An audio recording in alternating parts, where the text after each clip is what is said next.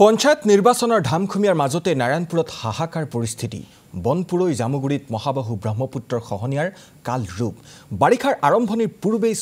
চপৰে খৰিছে নৈৰ গৰা নিখাতুৰ ভিতৰতে এৰিবলগীয়া হৈছে আপোন ঘৰখন ঘৰ এৰি অন্য স্থানলৈ যাবলগীয়া হৈছে কেইবাটাও পৰিয়াল যিকোনো মুহূৰ্তত আপোন ঘৰখন নৈত জাহ যোৱাৰ আশংকা কিন্তু খহনীয়াৰ ৰোধ তথা খবৰ লবলৈ আহৰি নাই চৰকাৰ প্ৰশাসনৰ বিভাগীয় কৰ্তৃপক্ষক শীঘ্ৰেই ব্যৱস্থা গ্ৰহণৰ দাবী ভুক্তভোগী ৰাইজৰ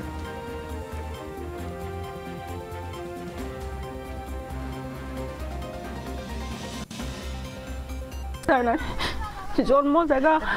একনে আছিলে এতিয়া আমাক ব্ৰহ্মপুত্ৰ বাবাই কলৈ পঠিয়াব কি হ'ব নাজানো আমি চৰকাৰক অনুৰোধ কৰিছোঁ কিবা এটা আমাক সোনকালে কৰি কিবা এটা উপায় কৰি আমাক নদীখনৰ কিবা এটা উপায় কৰি আমাক ৰক্ষা কৰক এই চৰকাৰ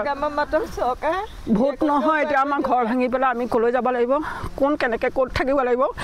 গাঁৱৰ মানুহ চব শূন্য বিচ্ছিন্ন হৈ যাব কোন কলৈকৈ যাব লাগিব ঠিক নাই সেইকাৰণে আমাক কিবা এটা উপায় কৰি আমাৰ মানুহখিনিক একতা কৰি ৰাখিবলৈ চৰকাৰক অনুৰোধ কৰিছোঁ আজি দীৰ্ঘদিন ধৰি পেলাই গৰাখহনীয়া প্ৰতিৰোধৰ কাৰণে আমি মানে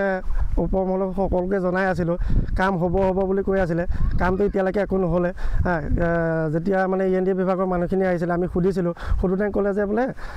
এইটো টেণ্ডাৰ হৈ গ'ল অলৰেডি টেণ্ডাৰ বক্স খোল খোৱা নাই কাম সোনকালে হ'ব লাষ্ট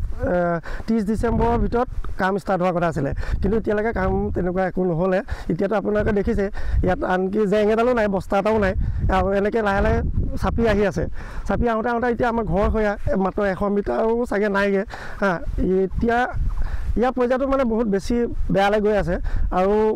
ইয়াৰ লগতে আমাৰ কি হ'ব মাথাউৰিটো পাব মাথাউৰিটো ভঙাৰ লগে লগে শোণিতপুৰ আৰু লখিমপুৰ যিটো বৰ্ডাৰ দি মানে নদী সোমাই যাবগৈ আৰু আমাৰ লখিমপুৰৰ লগতে শোণিতপুৰখনো ধ্বংস হৈ গুচি যাবগৈ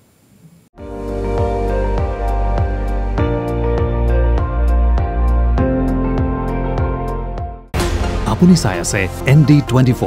সৰ্বশ্ৰেষ্ঠ নহয় সৰ্বোত্তমৰ দৌৰা